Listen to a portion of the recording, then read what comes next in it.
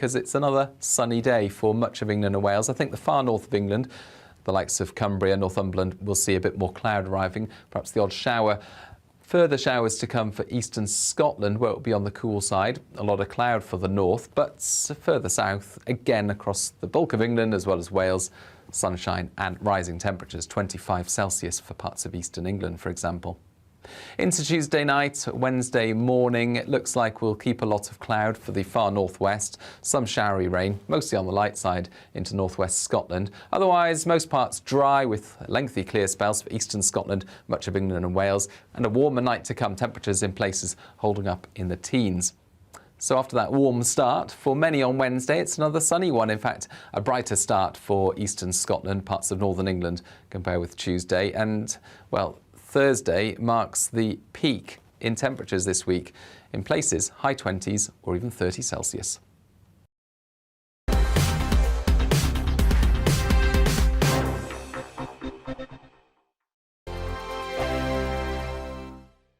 We are GB News. We're right across this great nation. On TV, on radio, on digital. Absolutely everywhere. We don't talk down to you. We embrace all voices. With honest and civilised conversation. We're not part of the establishment. We're one of you. And we're only getting started. Join us on GB News, the People's Channel. Britain's news channel. Every morning from 6 o'clock, we'll wake you up with GB News Breakfast with all the stories you didn't know from the night before. So whether it's serious news, entertainment, or your own views from all over our great nation, we're here to kick off your day with a smile. And the national media should be reflecting and reporting what's happening here. You will notice the northwestern accents. Whether you're with us on TV, radio, or online, every morning, it's breakfast from 6 a.m. Hope you can join us. Join us for Ministry of Offence, the comedy panel show that's just like the news, in that the left fights the right and it doesn't really seem to matter who wins. We cover the big stories. It was in fact a troop of baboons and not angry vegans. I like that. And the really important stories. Fat naked cow gets stuck in swimming pool. It's a headline in a lot of local newspapers. Yeah. We're on the same team, Nick. Yeah, but I'm just helping you. Join us for Ministry of Offence, Saturday nights, 8 o'clock on GB News. I'm Dan Wootton. Join me Monday to Thursday from 9 to 11 for the feistiest and most fun news debate on TV, where free speech reigns. I'll bring you a sharp take on the day's biggest stories, bombshell newsmaker interviews, and A-list guests. And I guarantee you, no spin, no bias, no censorship, and no reason to go to bed. That's Dan Wootton tonight, Monday to Thursdays from 9 on GB News.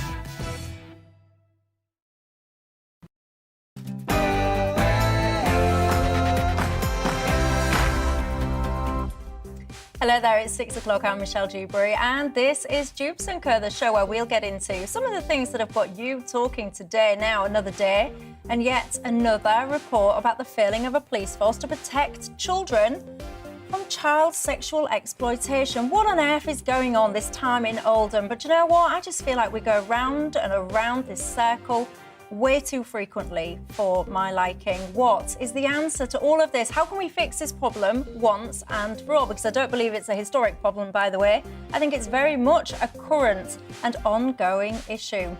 And the biggest rail strikes in 30 years will go ahead this week after last-ditch attempts to try and reach a resolution failed. It's not just going to be rail, by the way. Many other unions are preparing themselves to ballot their members unless what I would call quite eye-watering pay rises are granted. What do you think to all of this? Are we heading for a summer of discontent? Do you think it's reasonable to have a pay rise that's above and beyond inflation? And I want to pose a little question to you. Do you trust the media? We'll have all of that to come, but first let's have a look at the latest news headlines.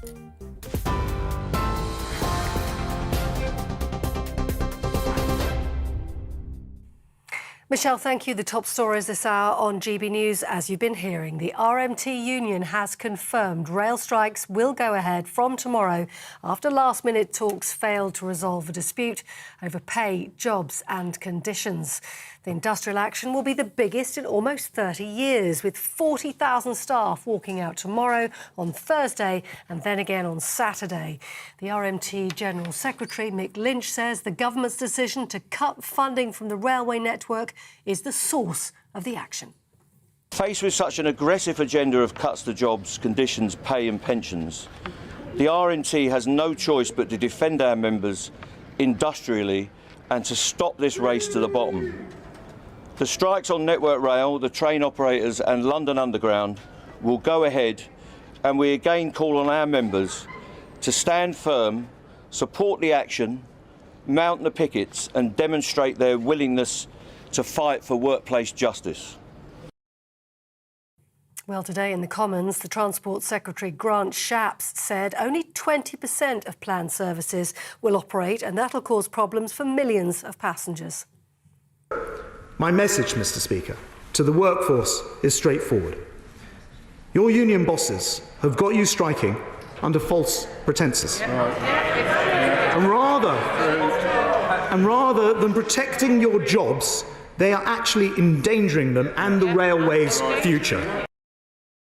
Well, on top of all that, criminal barristers in England and Wales have voted to strike from next week over concerns about legal aid funding.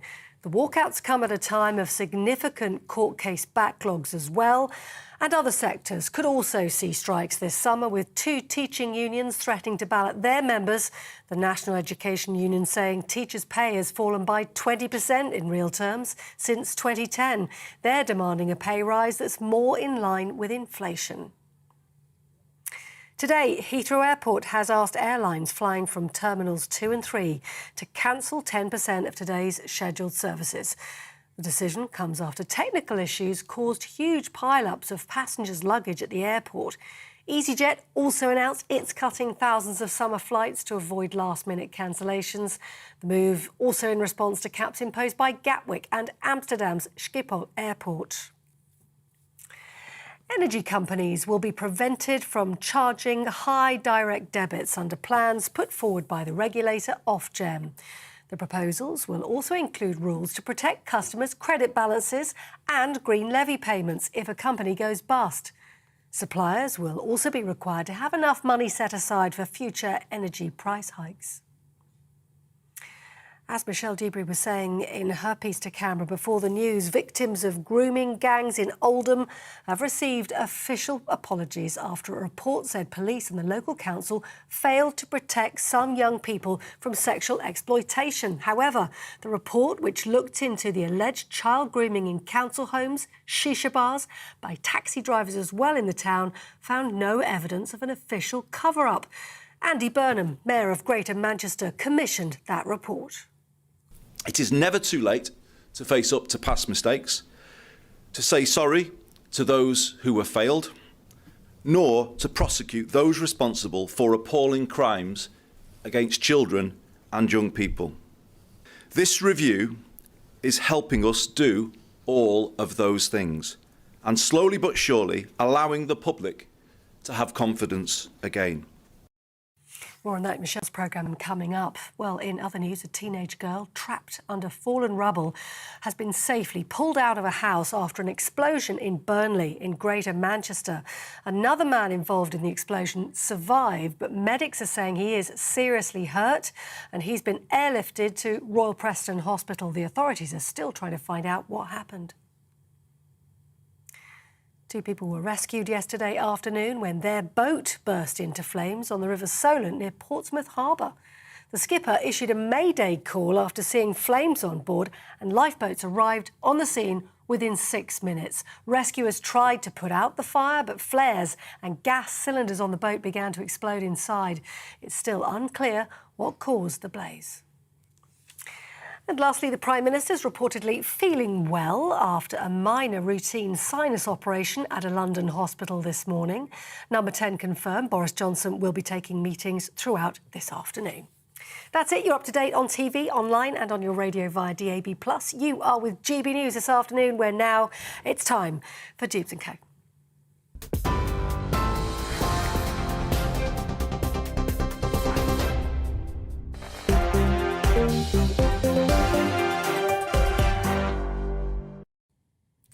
to that, Polly. Well, keeping me company until 7 o'clock tonight. My panel, we've got Michael Heaver, who's the former Brexit Party MEP, Emily Hewitson, Conservative commentator, and Laurie Leibon, environmental policy researcher. Good evening to you three.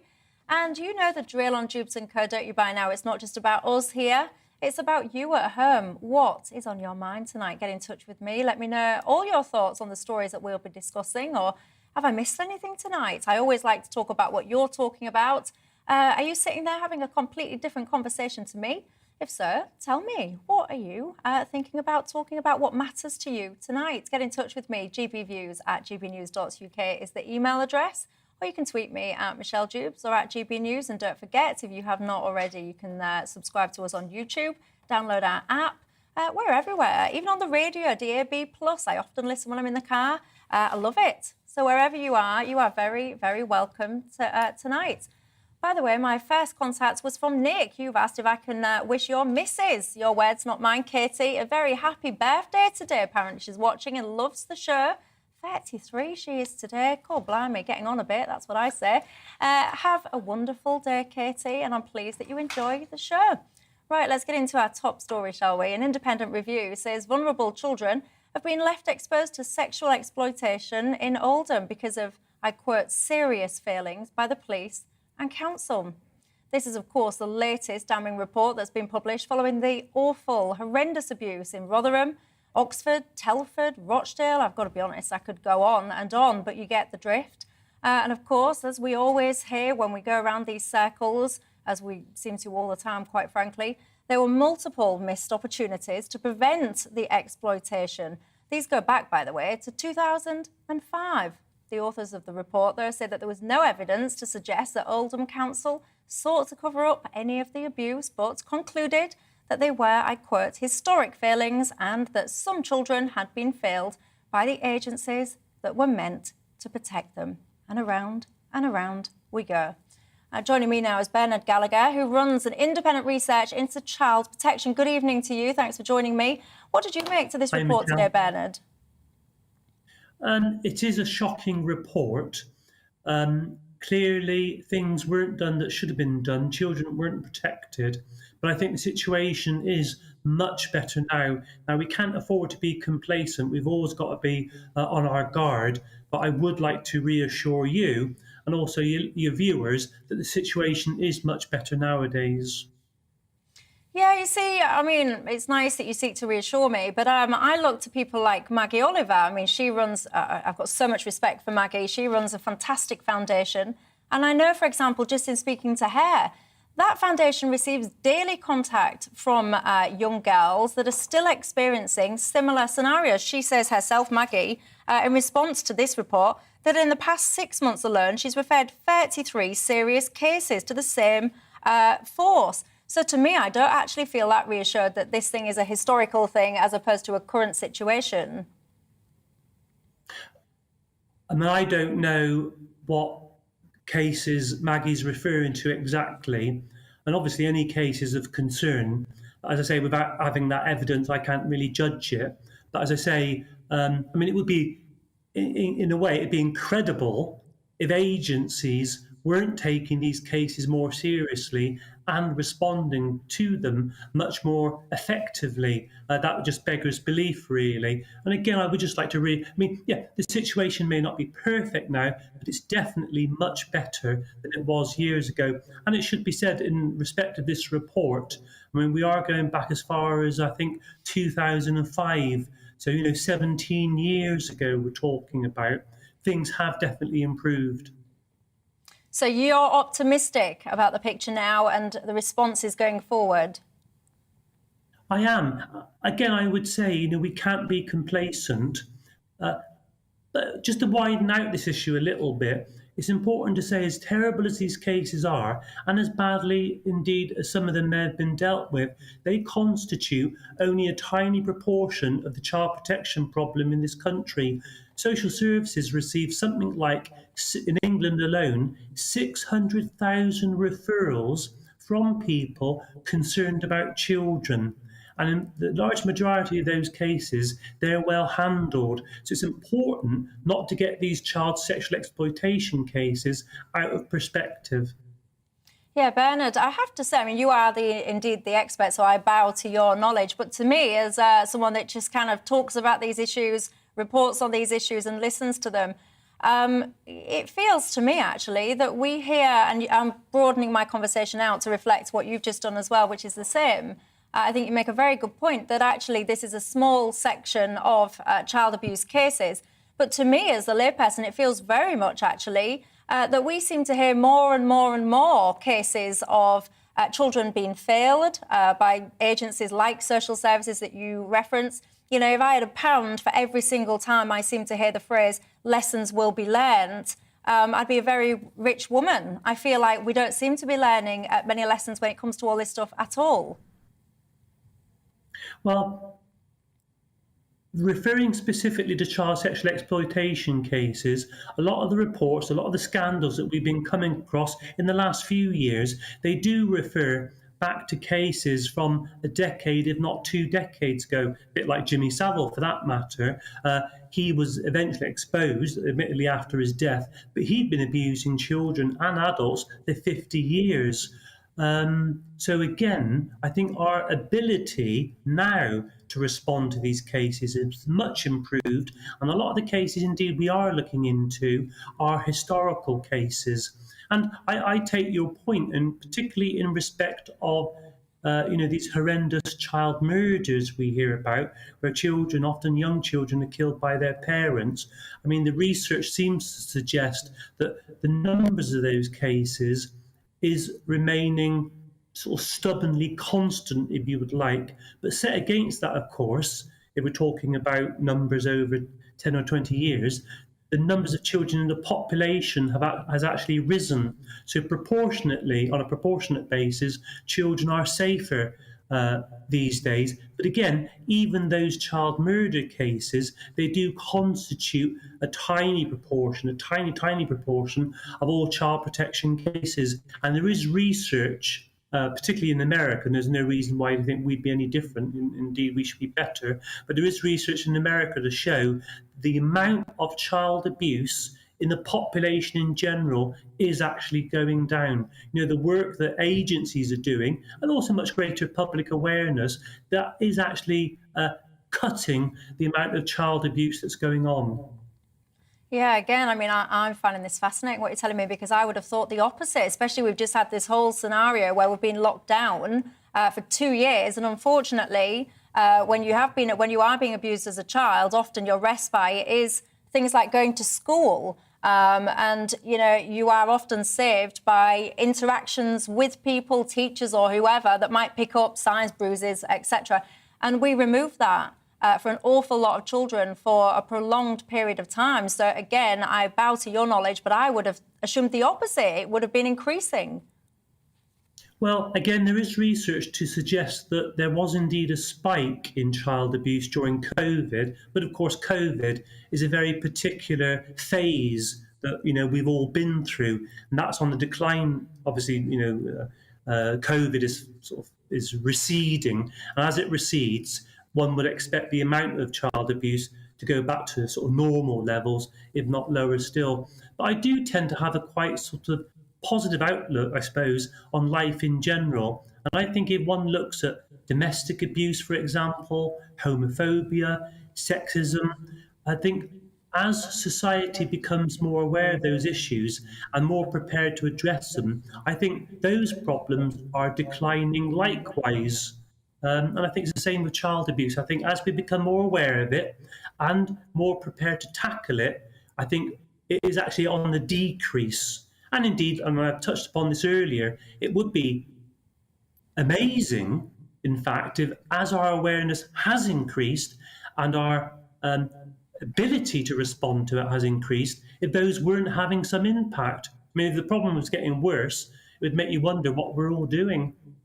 I've got to say, I do wonder what a lot of people are doing. Nonetheless, I appreciate your optimism, and I absolutely hope that you're right. Bernard Gallagher, thank you very much for your time. Michael Heaver, where do you sit on all this? Well, first of all, Michelle, I think one of the important things with this was the fact that you're highlighting it on your show. And well done to you and well done to GB News, because I think the fact that it felt, certainly to me, that for a long time, a lot of this was swept under the carpet and not talked about. And we do need to talk about it. Of course we do. Some of the details in this specific review are very troubling indeed. For instance, a grooming ringleader working for a council as a welfare rights officer, and the police not notifying the council of a serious allegation. So some really damning findings in this review. Interesting what your guest said there, because I actually spoke to a former social worker about this today, and they say much the same, that people are talking about this more, and that therefore councils are putting task forces together now, much more to specifically tackle child sexual exploitation. So I do think there's more awareness of this issue. I do hope, of course, it's being tackled, and hopefully we never see another one of these scandals again. Yeah, hopefully. Laurie, your thoughts? Yeah, I largely agree with that. It's very troubling to read what was said in the report, as it always is in these certain cases. I agree with what Bernard is saying in the sense that society has got much better at being aware and acting on these types of these instances. It's almost shocking as someone who is in the beginning of their 30s to imagine a world in which these kind of things are rampant. I've watched that Jimmy Savile documentary on Netflix. Bernard was talking about earlier. It's astonishing to think that you had a setup and institutions in this country where that kind of behaviour, someone could manipulate and get away with it. We're sort of stuck in his nightmare in that regard. It's good that we're getting these kind of stories out in the open. I had a little read of the report earlier. I think it was also good that the report was commissioned by the local government, the local authority in the local area, to actually respond to certain issues that people were talking about in the local community and on social media. This is something that we have to really appreciate in the modern age, that people will see news stories, they'll get a certain idea of what's happening in their local area and in the country. And I think it's right that local government should listen to what is sometimes dismissed as rumour or speculation and actually attack that front on and say, yes, there were lots of failings, as this report has said.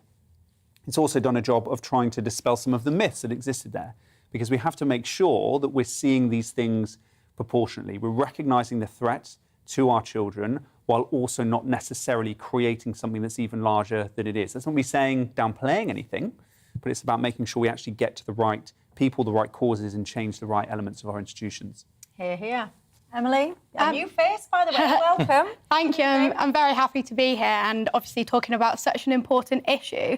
I think the big story here isn't that the report found that apparently there wasn't an official cover-up, but it was the shocking details and finally giving these children a voice and kind of uncovering finally the extent of the failings of the police and the council and Oldham Council, which were shocking. But I do worry if it wasn't for people like Maggie Oliver, who was the whistleblower on behalf of the Greater Manchester Police, she whistleblew and exposed a lot of the cases. Would we have actually heard about this? And going forward, it shouldn't really take a whistleblower, to have to expose this. It should, be much more transparent to stop this happening again. And I think we have learnt from it in many ways, but that's not to take away from the shocking facts of the case. And it's something that we should, never forget. And I do worry about the impact of lockdowns on children and on vulnerable children and not having that safe space of schools and the way in which we've had many cases recently where within the reports and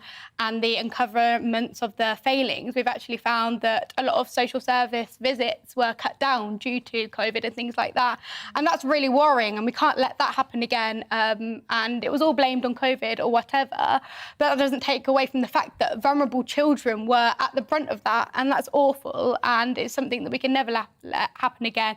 And I personally don't think, for whatever reason, schools should ever be closed again because it can be such a safe place for these children that are at risk from these disgusting predators. Yeah, absolutely. And you know what? I don't mind being wrong every now and again. And on this issue, I absolutely would be delighted to be wrong because, I do feel that a lot of this is still going on. And I hope that I'm wrong. I really do.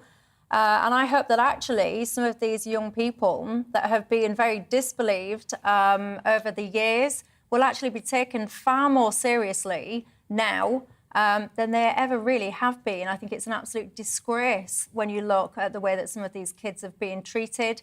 They haven't been believed at all. Maggie Oliver, by the way, as we all mentioned here, someone that we very much have a lot of respect for. She's coming up tonight on Patrick Chris's show about 10:30, I think it is, 10:20, something like that, which is why she's not joining us today. But fascinating lady, and she will tell you as well that she gets calls every single day to her foundation from people, from young girls, particularly seeking help. Make of that what you will. I'm going to take a quick break now. When we come back, I'll have some of your response to that conversation. But also, I want to talk to you about strikes. Where do you stand on this? Because the biggest rail strikes that we've seen in about 30 years will be happening this week, unless, of course, something happens between now and then, but don't bank on it. It's not just going to be rails, though. Lots of unions will be balloting their members across a whole broad spectrum of different services and sectors. Is this the answer? You know, should we have this? If you don't get a pay rise that beats inflation, you're down tools, you go on strike. Is that the future? I'll see you in a couple of minutes.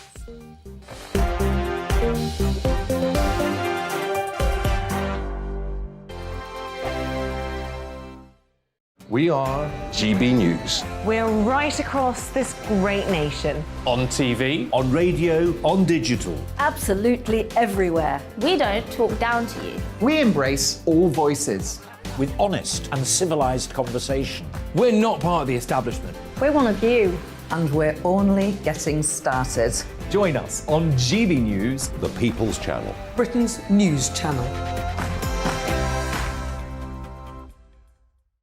Every morning from 6 o'clock, we'll wake you up with GB News Breakfast with all the stories you didn't know from the night before. So whether it's serious news, entertainment, or your own views from all over our great nation, we're here to kick off your day with a smile. The national media should be reflecting and reporting what's happening here. You will notice the northwestern accents. Whether you're with us on TV, radio, or online every morning, it's breakfast from 6 a.m. Hope you can join us. Join us for Ministry of Offence, the comedy panel show that's just like the news, and the left fights the right, and it doesn't really seem to matter who wins. We cover the big stories. It was, in fact, a troop of baboons and not angry vegans. I like that. And the really important stories. Fat naked cow gets stuck in swimming pool. It's a headline in a lot of local newspapers. Yeah. We're on the same team, Nick. Yeah, but I'm just helping you. Join us for Ministry of Offence, Saturday nights, 8 o'clock on GB News. I'm Dan Wootton. Join me Monday to Thursday from 9 to 11 for the feistiest and most fun news debate on TV, where free speech reigns. I'll bring you a sharp take on the day's biggest stories, bombshell newsmaker interviews, and A-list guests. And I guarantee you, no spin, no bias, no censorship, and no reason to go to bed. That's Dan Wootton Tonight, Monday to Thursdays from 9 on GB News.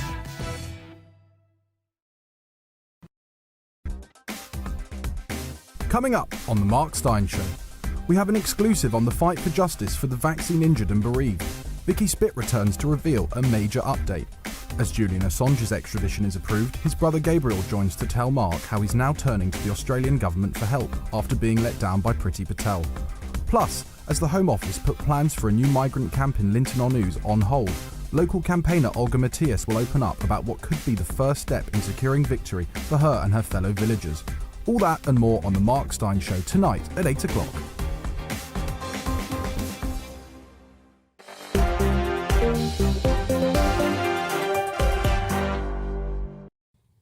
Hello there, welcome back to Dewbs & Co with me, Michelle Dewberry. Lots of response, I have to say, on that last topic. Richard, I think you hit the nail on the head because I've had so much response, carried it all, but Richard says, you're right, we go around and around and around, and it's always seems to be years before the authorities will investigate. Then you set up an inquiry, then it takes years to come back on that. Then you say it's much better now and that these problems were historic. We move on, nothing to see here, says Richard. You've summed up exactly my thoughts, I have to say. Also, Frank says GB News is the only news channel leading their 6 p.m. bulletins with the appalling situation that's been happening with regards to child sex abuse report. I have to say, this is a topic that we on this show, and I know on other shows as well, feel very, very passionately about. So we will indeed keep covering it. Don't you worry about that.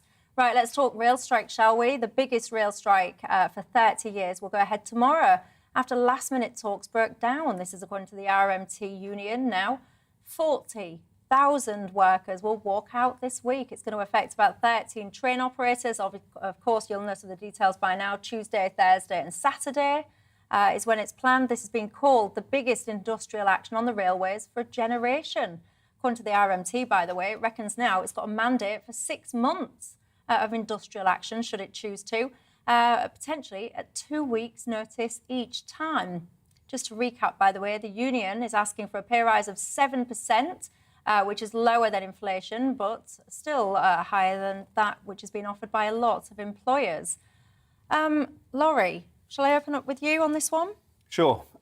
It's going to be pretty painful for a lot of people around the country that will have to experience these strikes. A lot of people getting disrupted, including me, and I'm sure other people on this panel here.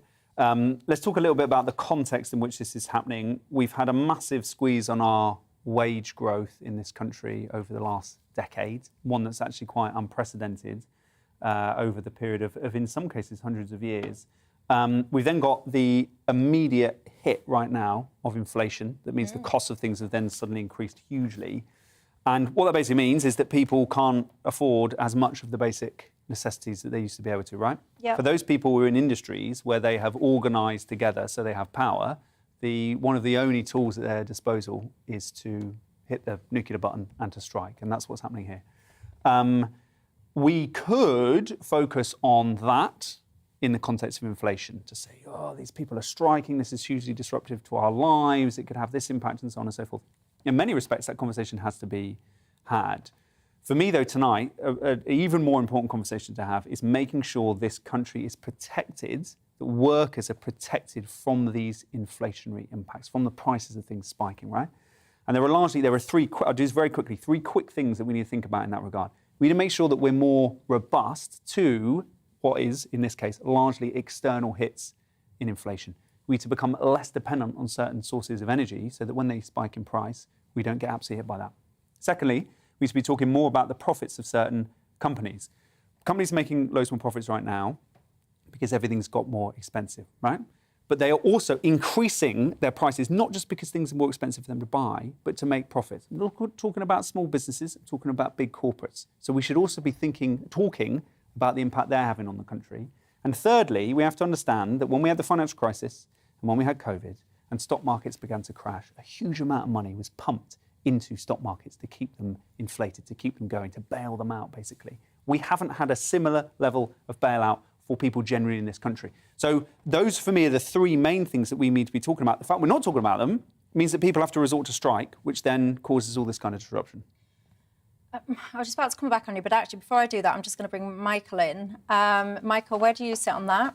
I think one of the big problems that they're going to face, obviously after lockdown, after COVID, is in terms of getting people back using trains. I mean, I've got plenty of friends who don't mind working from home. They've effectively had a pay rise because they're not paying hundreds of pounds commuting every day anymore. So they're perfectly happy to sit at home. If you're talking about uncertainty now, not just in the next week, but for the next 6 months, you're going to have a situation very quickly where an increasing number of workers are going to say, well, I'm not putting up with that disruption.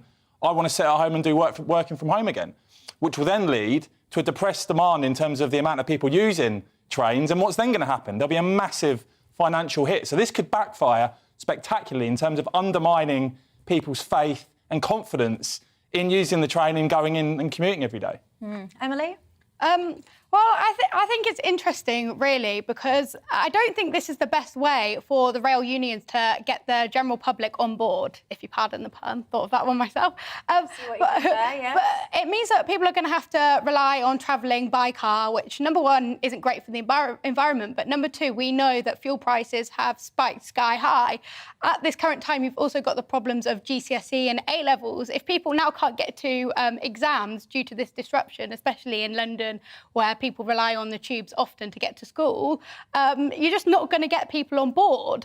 And I think the general issue is who funds this, and if it ends up going down to the passenger and they have to then pay higher train fares, they'll either resort to working from home or other travel issues, or they'll just generally, have contempt for the unions, Or alternatively, it could go down to the taxpayer. And as we know at the moment, we're seeing tax hikes and there's a squeeze on the cost of living for the ordinary person as well as people that work for these train companies. So I think the big issue is kind of that the public won't support this and actually won't back this. I think the timing's quite bad. And if you now kind of pander to these demands, what's to stop other kind of sectors also doing the same and expecting similar results by striking? It just kind of has a big domino effect. And I don't think this is something that the public supports. So, Laurie, I just want to come back on you. What I would have added, by the way, is point 4 to your 3-point area of focus. I would have said about consequences of actions, because one of the reasons that we're in this situation, this inflationary situation, is because so many people, places, countries, whatever you want to say, shut down for COVID, and they had these draconian, ridiculous, entire economics shutdowns, which I think was overkill. My point with it is the unintended consequences, I don't feel, were ever properly, truly considered. If people were perhaps warning about, you've got to be careful, there's going to be consequences to this, they were called all manner of names and almost shut out of public debate in many instances. So I would add that point 4 to your 3-point thing. But if I move away briefly from just pay, because what we're talking about up until now has been around the levels of pay and inflation, etc.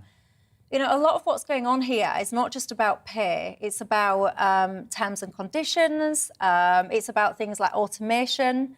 It's about unions wanting guarantees from organisations about compulsory redundancies. And one of the things you've got to kind of balance as a union, absolutely, you're there to protect your members' interests. So I get it. You're doing your job. You want to get the best deal for your people.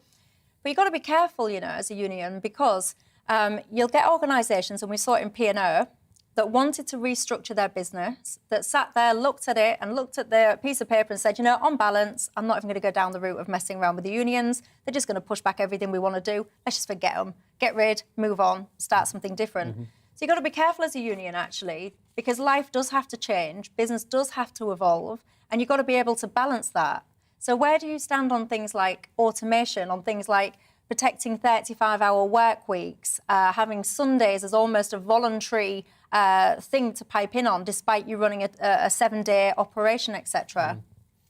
I mean, I think that though things like automation are going to inevitably happen, and it's very difficult for certain parts of the economy to transition, things like trains, etc., right? And there will be painful changes that will happen. The fact that this isn't just about the railways, that it's about barristers, about teachers, about people in the NHS as well. I've got a mate who's just he's going to be a doctor soon, and the pay he's getting in his first year of being a doctor as out of training is so much lower in real terms than it was for someone who did it 10 years before him, right?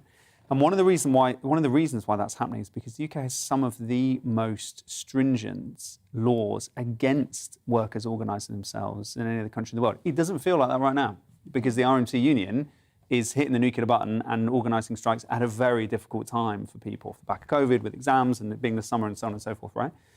If there had been more worker power in this country, I'm not talking, workers holding number 10 up with gunpoint or whatever accusations were passed around in the 70s when there's similar effects like this happened in the past.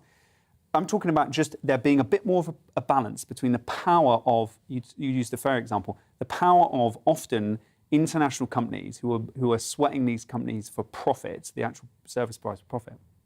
Less power for them and more power for the workers. We might have found ourselves in a situation over the last few decades where actually a kind of more of a balance, as you're describing it, could have been struck. We all have had experience of how bad the trains are in this country. The staff who run them have experienced how bad they are. It's not them who decide to carve off the money that the government is subsidising them to send them to tax havens and so on. They don't get enough pay, they don't get enough good standards and so on. It hits us as people use the trains when they decide to strike. But my goodness, we just don't have enough of that balance between the power of the people who run these companies, often faceless hedge funds who divert the profits through tax havens, and then the people who work for them.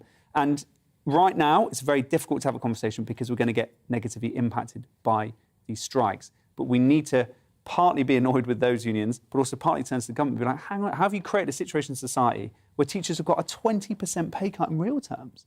Well, by the way, you mentioned doctors, and someone's just written in and said, Michelle, it's easier to basically say who's not striking these days than who is either now or has the potential to be. And you've got a good point. You mentioned doctors, by the way.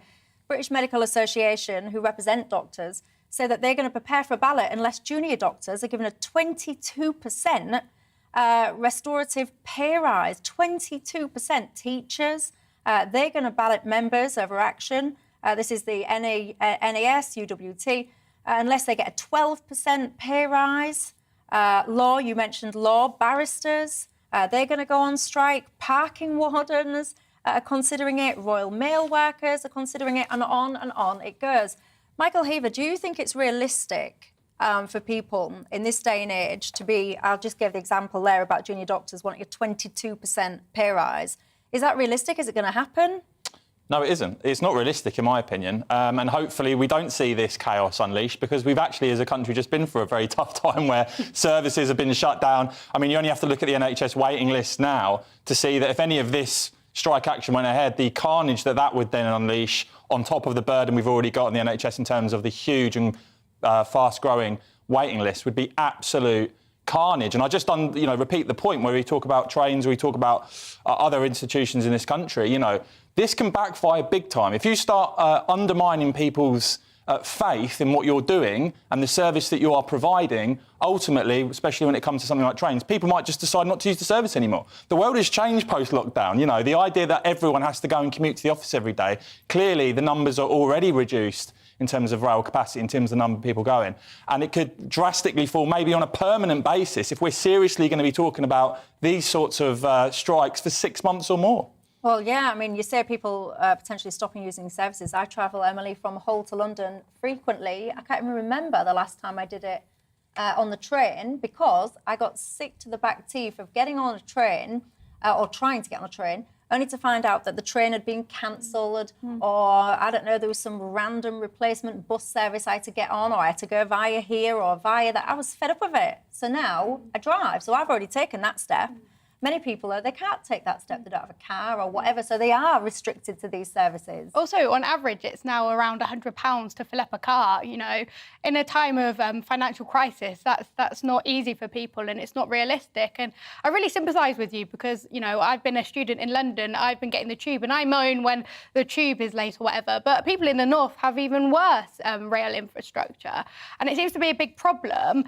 And at the end of the day, I do favour like a high wage kind of structure, but I think there's a time and a place to give pay rises, and I'm just not sure right now is the correct time to do that. Yeah, but the flip side of it is, though, many of you will be watching this at home. You might be in one of these industries, these jobs, whatever, and you will really be worried about how you are going to afford to live, because I can't sugarcoat this. I can't make it positive news for you, because unfortunately it's not. I don't think we've seen anything yet. Well, let's lower taxes. Well, there you go. I mean, I do think there's an argument, actually, for more government intervention, and it has surprised me, actually, and disappointed me that they've not taken more actions, whether it's lowering taxation, whether it's pausing things like the national insurance hike that they put into place. Why did you need to do that now? Why didn't you wait? It's a mess. The NHS is an absolute mess. It's been that way for goodness knows how long. So what difference would an extra 6 months have made, for example, to that? Lots of you, by the way, say, Michelle, what are you doing moaning about parking wardens going on strike? Lots of you are celebrating that, by the way. You make a very good point, my friends. Apparently this month, traffic wardens will start a 7-day strike in protest at pay cuts and fire and rehire tactics.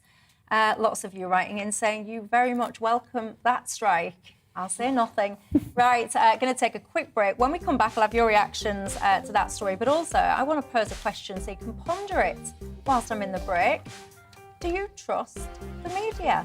There you go, that's your homework for the break. And I'll see you in a couple of minutes. You can get in touch with me at GBViews at gbnews.uk, or you can tweet me at Michelle Dewbs or at GBNews and let me know your thoughts. And I'll see you in a couple of minutes.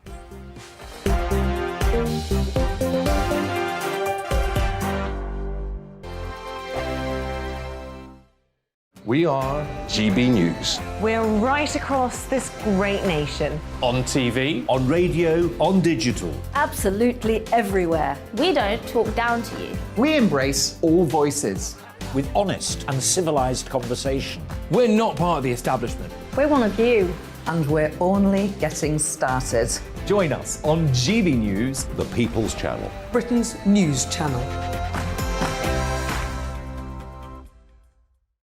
Every morning from 6 o'clock, we'll wake you up with GB News Breakfast with all the stories you didn't know from the night before. So whether it's serious news, entertainment, or your own views from all over our great nation, we're here to kick off your day with a smile. And the national media should be reflecting and reporting what's happening here. You will notice the northwestern accents. Whether you're with us on TV, radio, or online every morning, it's breakfast from 6 a.m. Hope you can join us.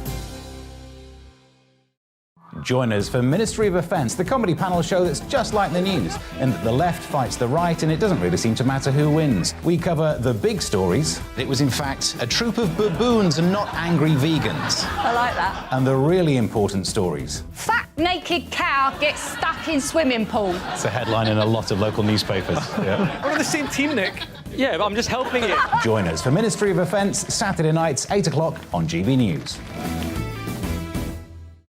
I'm Dan Wootton. Join me Monday to Thursday from 9 to 11 for the feistiest and most fun news debate on TV, where free speech reigns. I'll bring you a sharp take on the day's biggest stories, bombshell newsmaker interviews, and A-list guests. And I guarantee you, no spin, no bias, no censorship, and no reason to go to bed. That's Dan Wootton tonight, Monday to Thursdays from 9 on GB News.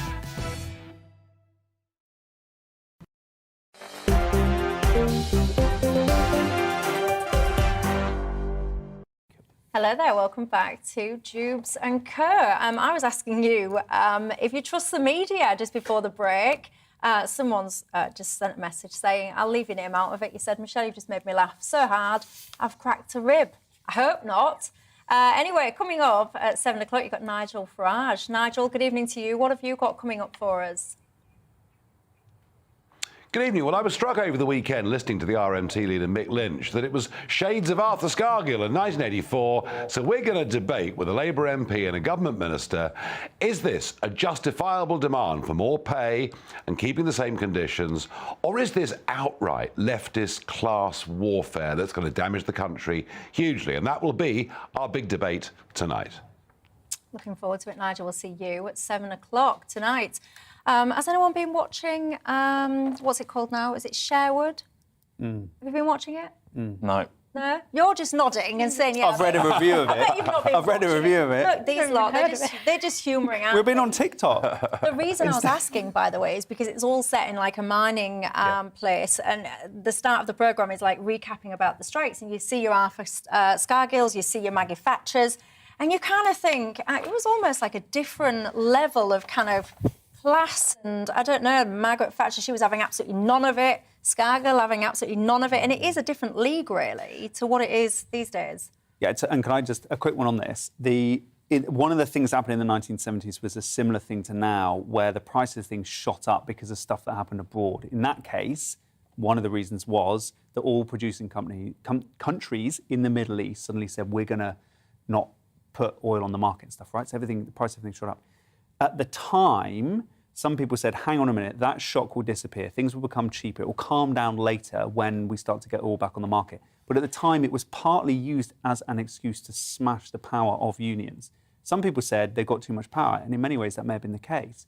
But in the decades since, we've lost that worker power, and we just end up in this sort of situation now where they have to just use this nuclear option. So we've got to get a bit more balance of power in the economy again.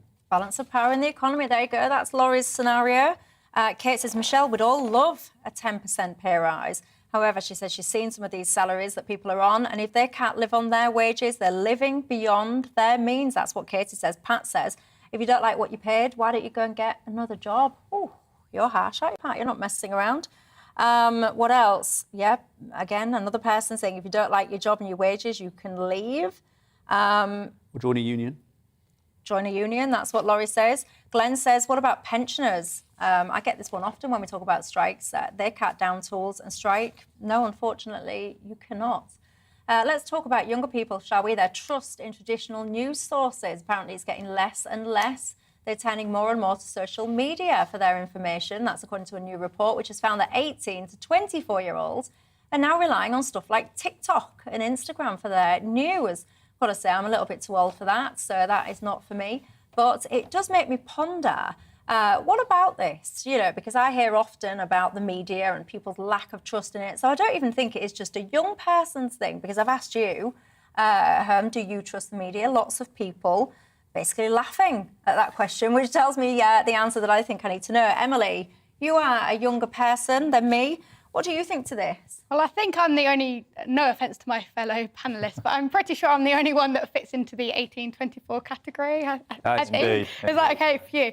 And I do actually have sympathy with this, because I think as a young person, where is the best place to get news from? And I think that applies to... GBNews, obviously. Well, of course, but that kind of feeds into my point. Thank goodness for you, because I think there's kind of three places as a young person where you can get news from. Number one, your parents. And obviously there's a lot of issues with political bias when they're giving opinions and things. And you see a lot of 3-year-olds attending these climate protests. And do they really understand? Let's be honest, probably not. And if I had listened to my dad, I'd be this raging left-wing Remainer. So I certainly didn't take my political news from my dad, I can tell you that much. Or there's social media, and the problem with that is how quickly fake news spreads. For example, I remember a few months ago during the pandemic, there was a rumour that Priti Patel spent £77,000 on getting her eyebrows done.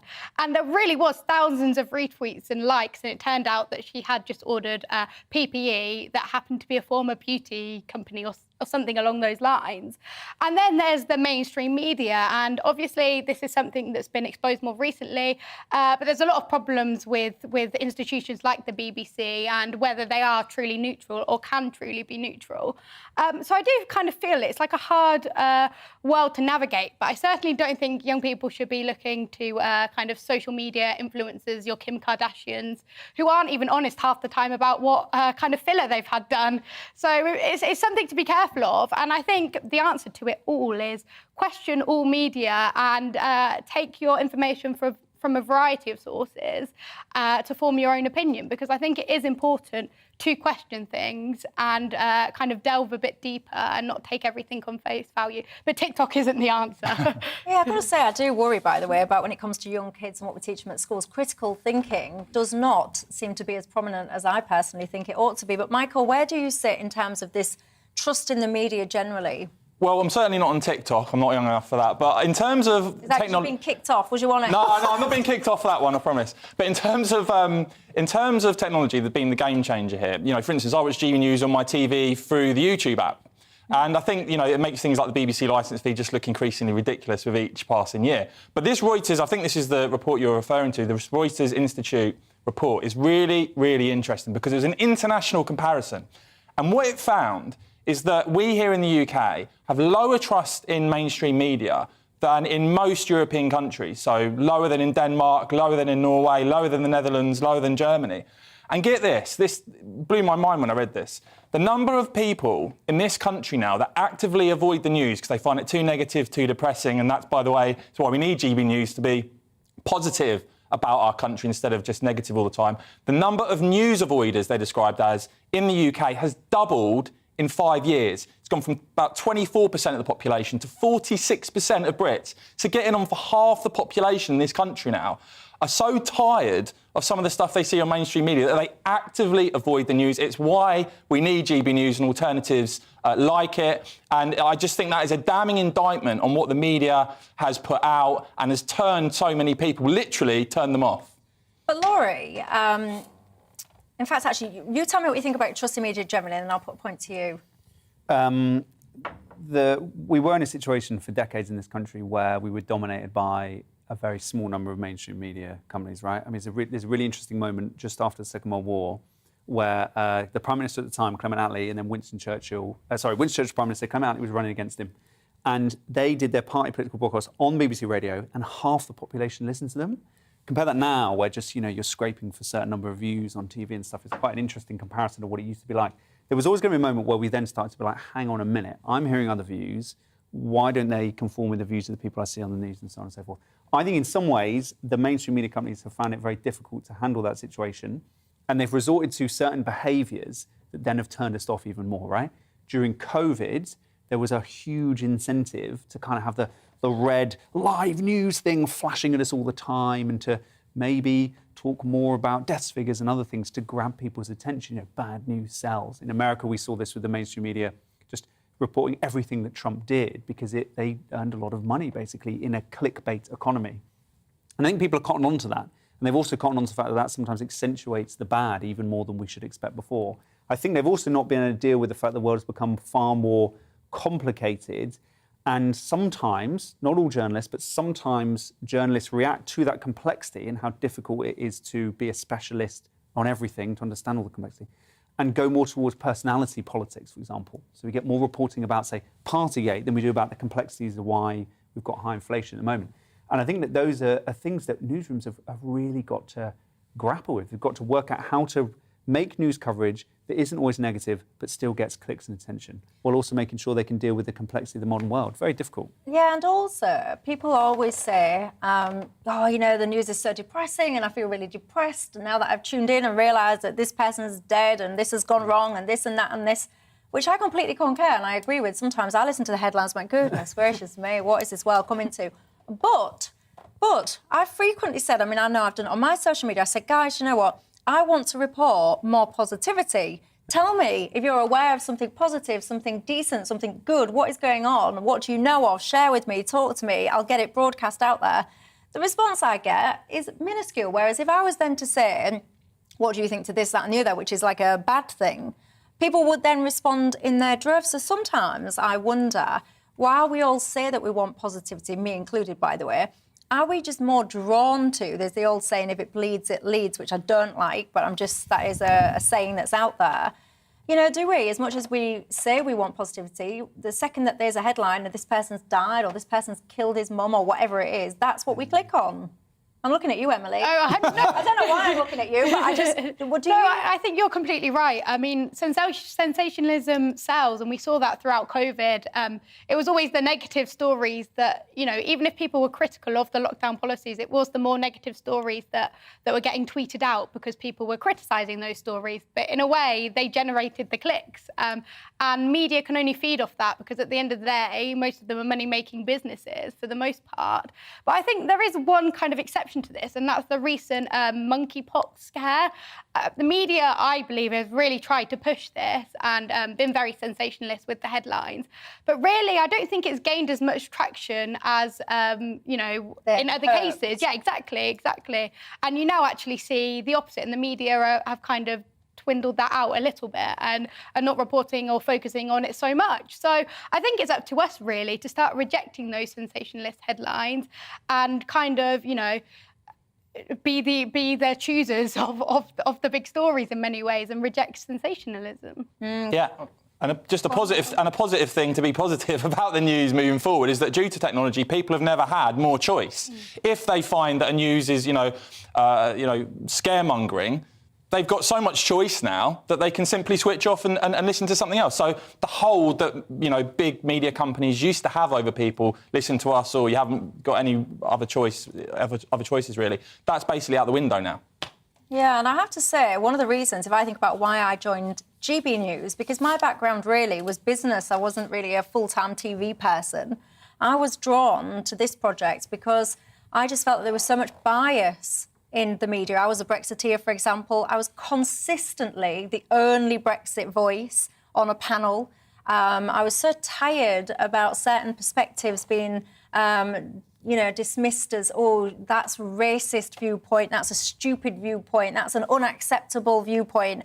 And I just felt there was this huge disconnect between what people actually felt, or what a lot of people felt, and what the media was reflecting and representing. And I see GB News as an opportunity to have honest and open dialogue without stupid smears and all the rest of it, because I think that's just ridiculous and unnecessary. Lots of you are sharing my sentiment, by the way, saying that you had previously disengaged with the media, but GB News has turned you back onto this. That reassures me, because I feel like we're actually doing what we tried to set out and achieve, which is absolutely brilliant.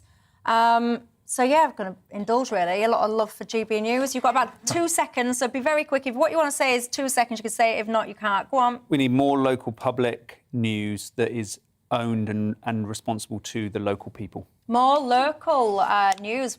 Do you buy your local paper, by the way? Tell me. I'm fascinated. Anyway, that's all we've got time for, Michael, Laurie, and Emily. New face, thank you very much for your input tonight. Thank you at home as well for yours. Have a great evening, and I'll see you tomorrow. Hello again, I'm Aidan McGibbon from the Met Office. It's turned into a warm and sunny day for many of us, and there's more to come during the next few days. Cloudier conditions in the north and rain for some overnight as a weak cold front pushes into the northwest of Scotland and makes its way across the rest of Scotland and Northern Ireland by dawn. But to the south, a ridge of high pressure holds firm, hence the warm sunshine that we see outside at the moment, and more of that clear weather continues into the evening. However, for the north of Scotland, some persistent rain arrives, moderate in places. Now, as the weather front sinks south into the central belt during the early hours, as well as parts of Northern Ireland, well, the rain tends to peter out. Enough cloud for Scotland and Northern Ireland to avoid a cool night, 12 or 13 Celsius here. Much cooler further south under the clear spells, and although we'll see some sunshine first thing, temperatures in some spots could be into the low single figures. So bit of a chill first thing, but it will soon warm up because it's another sunny day for much of England and Wales. I think the far north of England, the likes of Cumbria, Northumberland, will see a bit more cloud arriving, perhaps the odd shower. Further showers to come for eastern Scotland, where it will be on the cool side. A lot of cloud for the north, but further south, again across the bulk of England as well as Wales, sunshine and rising temperatures, 25 Celsius for parts of eastern England, for example. Into Tuesday night, Wednesday morning, it looks like we'll keep a lot of cloud for the far northwest, some showery rain, mostly on the light side into northwest Scotland. Otherwise, most parts dry with lengthy clear spells for eastern Scotland, much of England and Wales, and a warmer night to come, temperatures in places holding up in the teens. So after that warm start, for many on Wednesday, it's another sunny one. In fact, a brighter start for eastern Scotland, parts of northern England, compared with Tuesday. And, well, Thursday marks the peak in temperatures this week, in places high 20s or even 30 Celsius.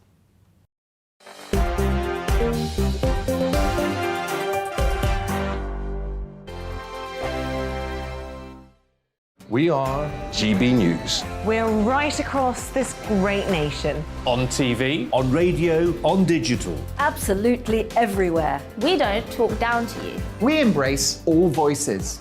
With honest and civilised conversation. We're not part of the establishment. We're one of you. And we're only getting started. Join us on GB News, The People's Channel. Britain's news channel.